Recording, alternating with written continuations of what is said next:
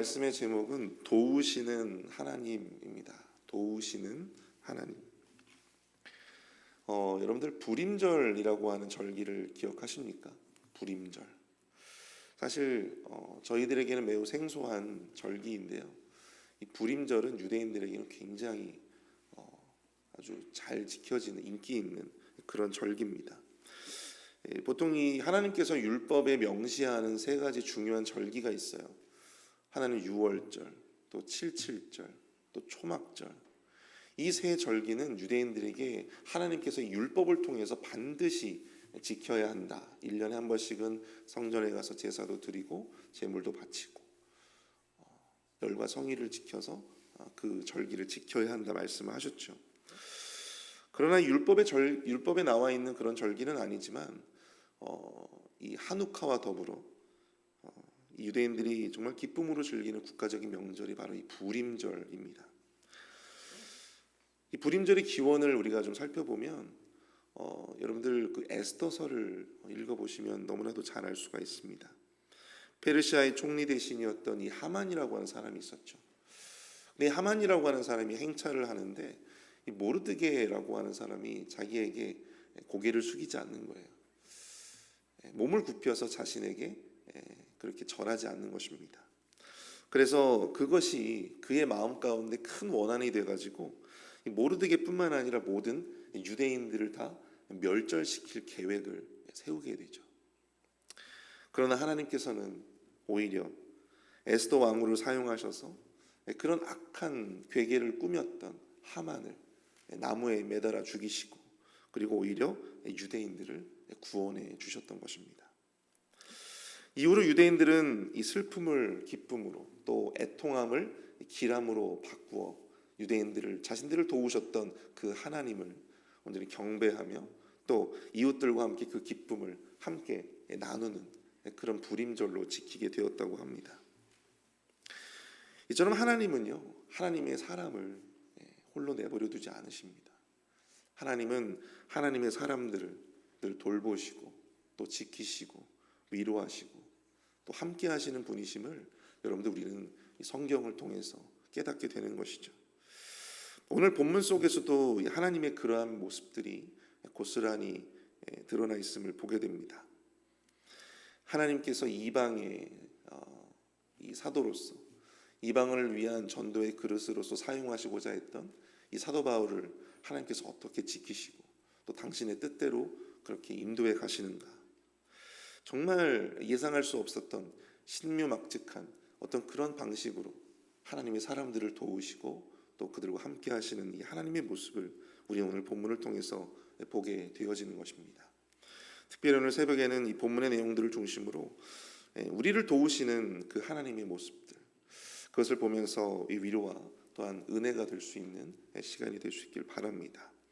오늘 본문을 통해서 우리가 깨닫게 되어지는 도우시는 하나님, 이를 위해 우리는 첫 번째로 우리는 주님의 편에서 선한 일에 결단하는 사람들이 되어야 할 것이다 라고 하는 것입니다.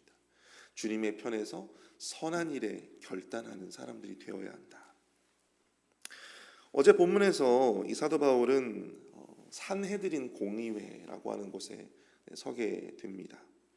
산헤드린 공회는 유대인들이 이 바울을 자신들의 법으로 합법적으로 죽일 수 있는 어떤 그런 권한을 가지고 있었던 그런 기구였습니다.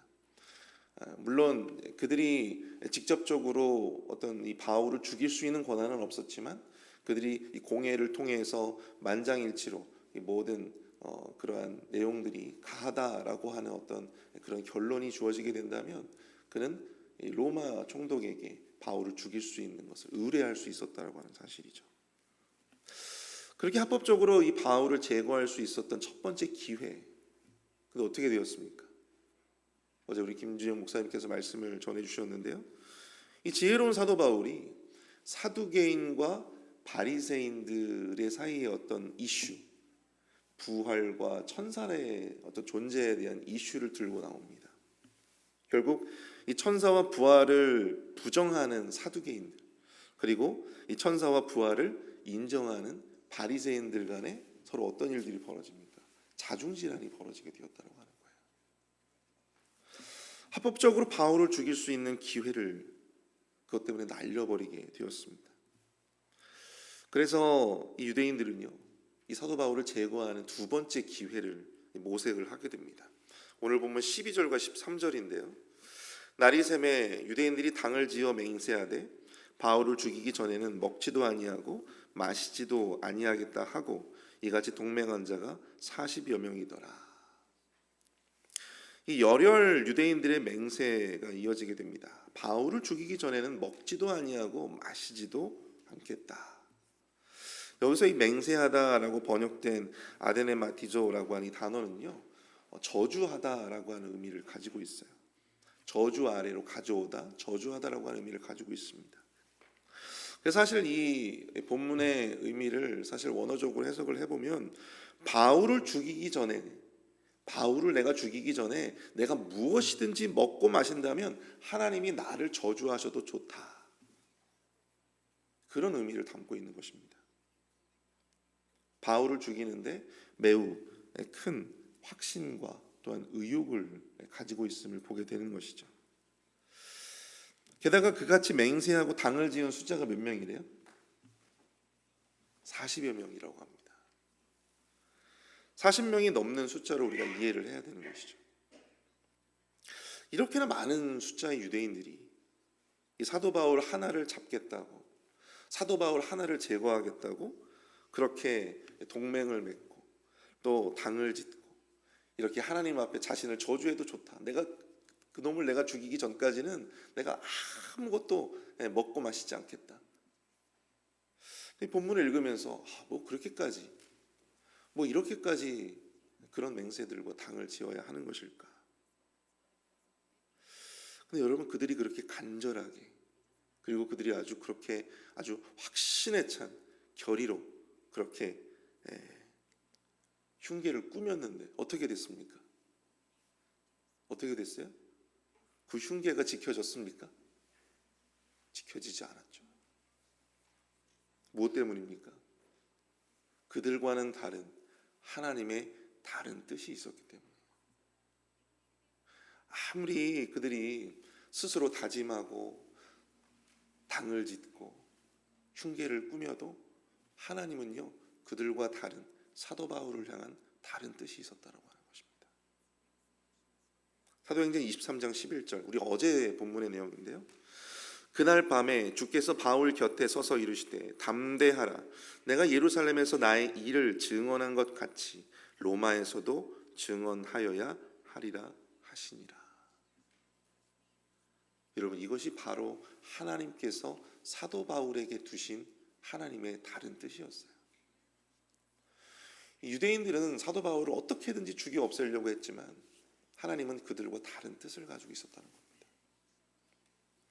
그들이 아무리 견고한 진을 짜고 전략을 짜고 또 확신과 의욕을 보이며 바울을 죽이려고 달려들었음에도 불구하고 그렇게 허망하게 실패할 수밖에 없었던 이유, 그것은 바로 바울을 향한 하나님의 다른 뜻이 있었기 때문이다. 여러분, 얼마나 허망합니까? 얼마나 허망해요. 그 열심과 그 결단을 하나님이 원하시는 다른 곳에 쏟을 수 있었다면 얼마나 좋았을까. 그 미움과 그 증오의 에너지를 뭔가 좀 다른 곳에, 다른 선한 데 사용했으면 얼마나 좋았겠어요. 하나님이 원하시는, 교회를 원하시는, 교회에 향하시는 긍정적인 에너지로 쓰면 얼마나 좋겠습니까? 근데 그것을, 유대인들의 이러한 허망한 열심과 열정 그리고 맹세와 다짐을 보면서 여러분들은 어떠한 생각이 드십니까? 우리의 열심과 열정 그리고 우리의 그 확신에 찬 맹세와 다짐, 그 모든 것들이 온전타 하더라도 그 중심이 하나님과 다르다면, 그 뜻이 하나님의 뜻과 다르다면 여러분, 우리의 계획은 결국 물거품이 될 수밖에 없는 것입니다. 우리의 그 맹세는 세상 정말 헛되고 헛된 이 허망한 그러한 일에 불과할 수밖에 없다고 하는 것입니다. 그래서 우리는 이 악하고 허망한 일에 결단하지 말고 조금이라도 주를 위해서, 조금이라도 교회를 위해서, 조금이라도 공동체를 위해서 주님의 뜻에 합당한 그 일에 우리의 모든 생각과 우리의 열정을 바칠 수 있는 저와 여러분들 될 수 있기를 축복합니다. 여기서 재미있는 것은요, 그 악한 일을 도모함에 있어서 몇 명이나 동원됐대요. 40여 명이나 되는 이 많은 사람들이 동참했다라고 하는 것입니다. 저는 이것을 쭉 읽으면서 그런 생각이 들더라고요. 아니 뭐 사도 바울 한 명 죽이는데 이 40몇 명이나 동원될 필요가 있었을까? 장정 한 5명 정도면은 너끈했을 텐데. 여러분, 악한 일일수록요, 악한 일일수록 혼자 할 수 없는 겁니다. 악한 일일수록 혼자 할 수 없어요. 왜 그럴까요? 악한 일일수록 혼자 할 수 없는 이유가 있어요. 왜 그럴까요? 두렵기 때문에 그래요. 두렵기 때문에.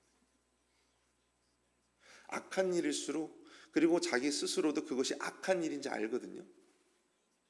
그러니까 혼자 못하는 거예요. 그 악한 일일수록 혼자 할 수 없어요. 두렵기 때문에. 그래서 항상 보면 악한 일을 도모하고 흉계를 꾸밀 때는 항상 옆에 누군가가 있습니다. 항상 그것과 함께하는 자들이 있어요. 그리고 서로 돕고 서로 힘을 주고 응원하고 하는 거예요. 게다가 자신들은 그것을 옳은 일이라고 철석같이 믿고 있습니다. 내가 사도 바울을 죽이기 전까지는 내가 먹지도 않고 마시지도 않겠다. 하나님이 나를 저주해도 좋다라고 그렇게 확신에 차서 말할 수 있고 다짐할 수 있었던 데에는 자기 스스로 그것이 옳은 일이라고 믿었기 때문입니다. 그것이 교회를 위한 일이고 그것이 하나님을 위한 일이고 그것이 우리 유대 공동체를 위한 일이라고 철석같이 믿었기 때문이에요. 나 자신은 틀릴 리 없다. 나 자신은 틀릴 수 없다. 나는 잘못이 없다. 나는 죄가 없다라고 여겨지는 그러한 그릇된 자기의, 바로 거기에 그들의 그 열심에는 바로 그러한 자기의가 숨어져 있었다라고 하는 것입니다. 바로 거기에서 그릇된 확신이 나오고 그릇된 맹세가 나올 수밖에 없었다라고 하는 것이죠. 하나님의 뜻과는 다른, 전혀 다른 그러한 결과로 나아갈 수밖에 없었다라고 하는 것입니다. 여러분들의 결단, 여러분들의 그 맹세, 여러분들의 그 다짐, 그 중심과 그 뜻은 과연 어디를 향해 있습니까? 과연 누구와 함께하고 계십니까? 선한 일입니까? 그것이 교회를 위한 일입니까? 그것이 우리 주님을 위한 일입니까? 우리의 마음의 결단과 맹세의 중심을 여러분들 그릇된 자기 의의를 비추어서 생각하지 마시고 말씀을 비추어서 그것을 늘 묵상해 보시는 저와 여러분들 될 수 있기를 축복합니다. 거기에 혹여 우리의 그릇된 생각과 또 우리의 악한 생각, 남을 이간질하고 또 교회를 분열시킬 만한 그러한 불순한 어떤 그런 의도가 있다면 하루빨리 회개해야죠. 하루빨리 하나님께로 돌이켜야 됨을 여러분들 기억하실 수 있기를 바랍니다. 그리고 보다 선한 일에, 보다 더 주님을 위한 그 일에, 교회를 위한 그 일에 결단하고 다짐하고 맹세하고 우리의 모든 마음과 우리의 삶을 쏟을 수 있는 그러한 저와 여러분 될 수 있기를 축복합니다. 두 번째로 우리가 생각해 볼 수 있는 것은요, 우리 주님은 선한 일에 결단하는 자들을 반드시 도우신다라고 하는 것입니다. 우리 주님은 선한 일에 결단하는 자들을 반드시 도우신다. 이 사도 바울을 죽이기 위해서 공모한 자들이 매복하고 있다는 사실을 누가 처음 이 바울에게 알려줬죠? 누굽니까? 누구예요? 바울의 생질입니다. 바울의 생질. 바울의 생질. 여러분, 생질이라고 하는 말 쓰십니까? 네? 저는 이 생질이라고 하는 그 단어를 성경에서 처음 배웠어요. 생질이라고 하는 말을 보통은 잘 안 쓰죠. 네.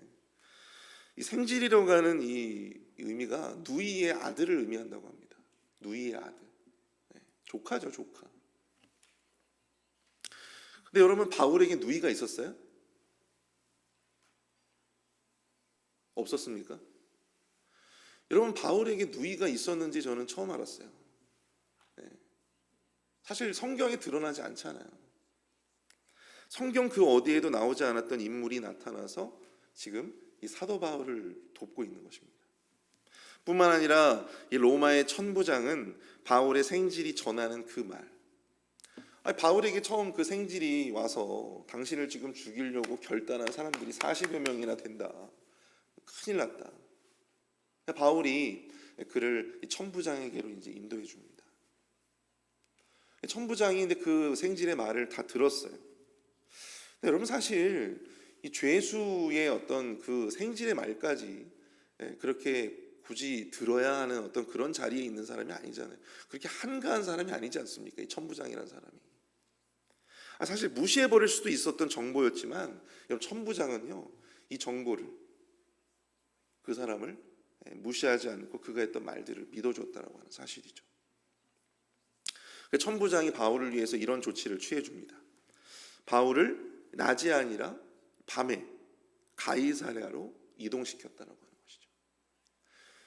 성경에 보시면은 밤 제3시라고 되어 있는데요. 이 시간이 언제냐면요, 밤 9시. 네, 여러분, 가이사랴로 이동을 시키는데 가이사랴에 누가 있어서 가이사랴로 이 사도 바울을 이송시켰습니까? 바로 가이사랴에 총독이 있었어요. 총독. 바로 그 지역의 총독이었던 이 벨릭스라고 하는 사람이 근무했던 곳이 바로 이 가이사랴였습니다. 그리고 그 지역에, 유대 지역에 가장 많은 군대가 주둔하고 있었던 곳도 바로 이 가이사랴 지역이었어요. 이 바울 한 명을 이 호송하는데 지키기 위해서 무려 몇 명이 지금 대동이 되냐면요, 보병 200명, 그리고 기병 70명, 창병 200명을 대동시켰어요. 여러분, 천부장에게 부하가 몇 명입니까? 네? 천부장에게 부하가 1000명이에요? 명목상으로는 천부장에게 부하가 1000명이어야 되지만 당시 기록들을 보면은 보통 천부장이 데리고 있었던 그 자기 부하의 휘하의 숫자가 거의 600명에서 800명 정도였다고 합니다. 그러니까 1000명 천부장이라 그래가지고 딱 1000명이 있는 게 아니에요. 그러니까 사실 천부장은요, 이 사도 바울 이 한 사람, 이 로마 시민권을 가지고 있었던 이 사도 바울 한 사람을 지키기 위해서 자신이 데리고 있었던 과반의 부하들을 그를 지키는데 사용했다라고 하는 사실입니다. 자기가 한 600명에서 800명 정도의 이 부하들을 데리고 있었는데, 지금 보세요. 200명, 70명, 200명, 470명. 그 사도 바울 한 사람을 지키기 위해서 470명이나 되는 자기 부하들을 가이사랴로 함께 보낸 겁니다. 이걸 쭉 보게 되면요, 마치 이 천부장이 하나님께서 이 바울을 지키기 위해서 보내주신 천사와 같은 어떤 그런 모습처럼 보여져요. 하나님에 의해서 지금 사도 바울이 이 로마 군인들에 의해서 이렇게 보호되고 있는 어떤 그런 모습들을 우리가 상상해 볼 수 있습니다. 사도 바울을 도운 사람들이 있어. 바울의 생질, 천부장. 나중에 이제 가이사랴로 가시게 되면요, 이 벨릭스 총독이라고 하는 사람도 참 재밌는 사람인데, 이 사람이 원래 이 노예 출신의 사람이었어요. 노예 출신. 근데 벨릭스가 이 천부장의 편지를 받고 이 사도 바울을 어디에 유폐시키냐면요, 헤롯 궁에 유폐를 시킵니다. 감히 유대인들이 사도 바울을 해할 수 없는 궁에다가 그를 유폐시켰다라고 하는 것입니다.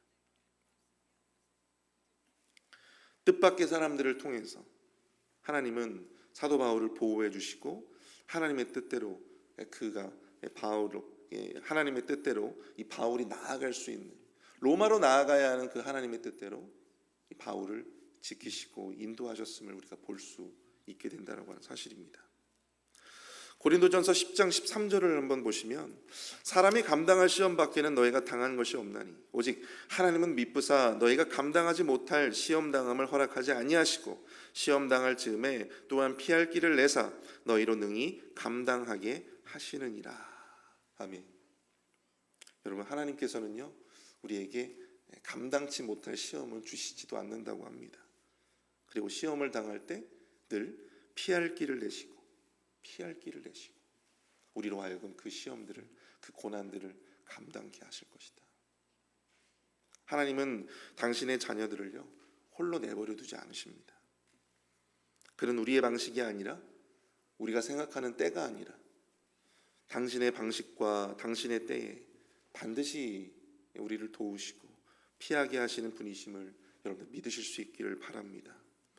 우리를 도울 자들을 미리 예비하시고 정말 상상하지 못했던 사람들을 통해서 우리를 돕게 하시고 상상하지 못했던 그런 일들을 통해서 우리에게 기회를 제공해 주시는 것이죠.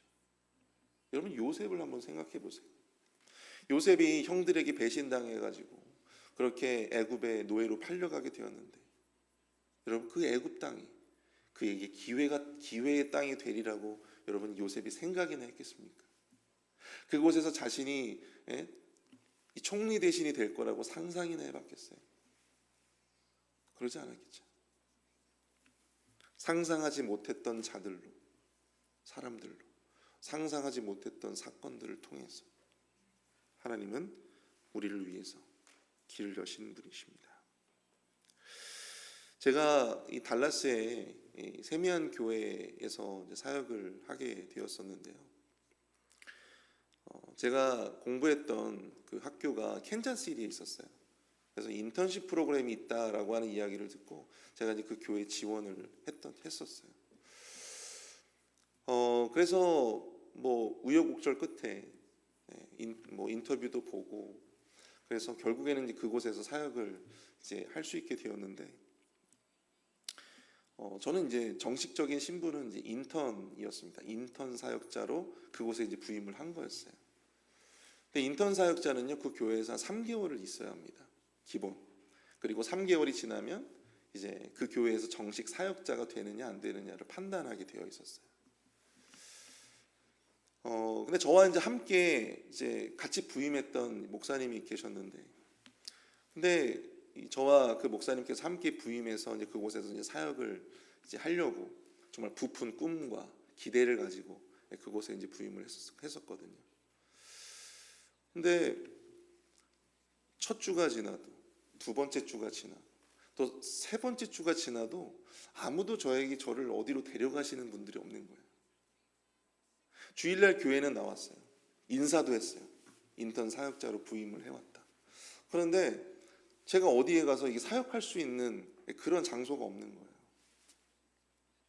거의 한 달쯤 됐을까? 제가 방송실, 쉽게 얘기하면 그 교회 방송실에 이제 제가 그곳에서 그러면은 좀 이렇게 일을 도와라, 이제 그런 이제 지침이 내려와서 제가 이제 그곳에서 사역을 하게 됐죠. 그리고 그곳에서 제가 그 교회에 이제 사임하기까지 그곳에서 계속 사역을 했었습니다. 그리고 그곳에서 이제 정식 사역자가 된 거죠. 근데 알고 보니까 이 뒤에는요 엄청난 이 하나님의 이 섭리와 스토리가 있더라고요. 저를 사실 인턴 사역자로 뽑아는 놨지만 그 교회 담임 목사는 저를 탐탁치 않게 생각을 했어요. 그래서 그냥 인턴십 과정 3개월만 하고 내보내려고 생각을 했었습니다.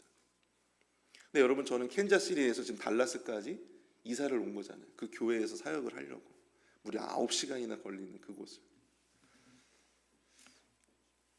담임 목사님이 교육자 회의에서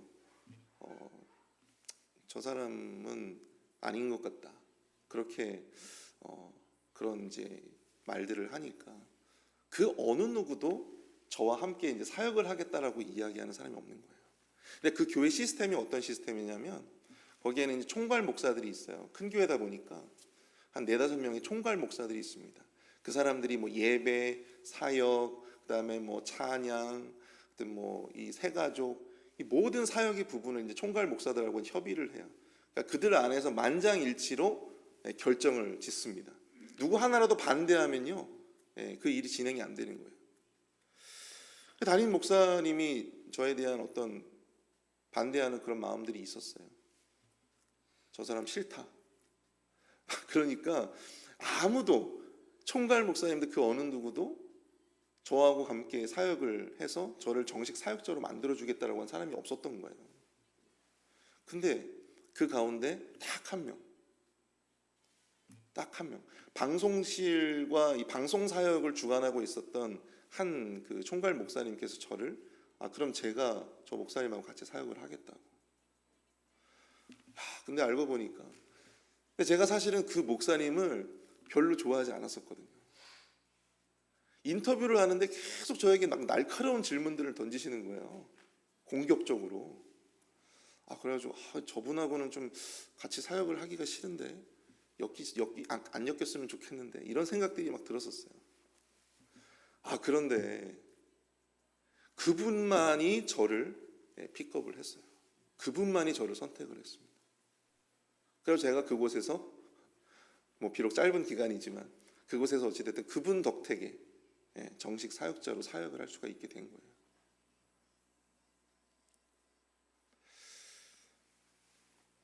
그 이야기를 보면서 들으면서 이 생각이 들더라고요. 정말 하나님이 도움을 주실 때에도 정말 신묘막측한 그런 방식으로 참 사람을 돕는구나.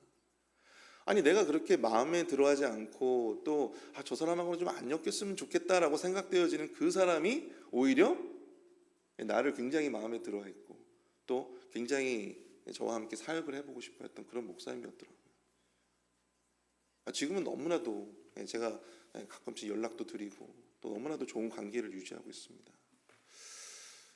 그것을 통해서 여러분들, 하나님께서 누군가를 우리를 위해서 도우려 하실 때 정말 상상하지 못했던 사람들을 통해서도 도우시는 거예요. 저 사람이 나를 좋아했었나? 저 사람이 내 편이었었나? 이렇게 생각되어지는 사람들을 통해서도 하나님께서 나를 돕더라고요. 세상에는요, 우리를 둘러싼 참 수많은 악인들이 존재합니다. 어떻게 했으면 쟤를 넘어뜨리고 싶다. 어떻게 했으면 저 사람이 안 되게 했으면 좋겠다. 그래서 그 사람을 해하려고 공모하고 괴계를 꾸미고 거짓말을 막 만들어내고. 근데 여러분 걱정하지 마세요. 조바심 내지 마십시오. 움츠려들지 마십시오. 담대하실 수 있기를 축복합니다. 하나님은 그 모든 악한 괴계들을 무너뜨려 주실 줄로 믿습니다. 우리가 생각하지 못할 법한 신묘막측한 방식으로 우리의 살 길을, 우리의 피할 길을 인도해 내심을 여러분들 기억하실 수 있기를 축복합니다.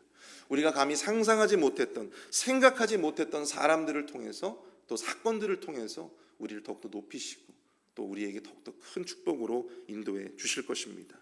그러므로 우리는 어떻게 해야 됩니까? 우리의 중심 가운데 여러분 악한 일을 도모하지 말고 악한 일을 그 마음에 품지 말고 하나님을 두고 하나님을 위한 일에 또 교회를 위한 일에 여러분들 그 마음을 투자하시고 여러분들 그 삶을 쏟아 부으실 수 있기를 축복합니다. 하나님은 우리를 반드시 도와주실 것입니다. 우리의 길을 만드시는 웨이메이커, 길을 만드시고 길을 여시는 그 하나님의 은혜가 오늘 저와 여러분들과 함께 하실 수 있기를 축복합니다. 우리 시간 함께 합심해서 함께 기도할 수 있기를 원합니다. 하나님, 내가 악한 일이 아니라 정말 선한 일에, 주를 위한 일에, 교회를 위한 일에 우리의 모든 마음을 쏟게 하여 주시고 우리의 삶을 쏟을 수 있도록 인도하여 주시옵소서. 허망하게 남을 무너뜨리려고 또한 남을 안 되게 하려고 또 고꾸라뜨리려고 괴계를 꾸미는 악한 그러한 마음에 우리의 생각을 쏟지 않게 하여 주시고 거기에 맹세하지 않게 하여 주시고 거기에 다짐하지 않게 하여 주시옵소서. 함께 기도하겠습니다.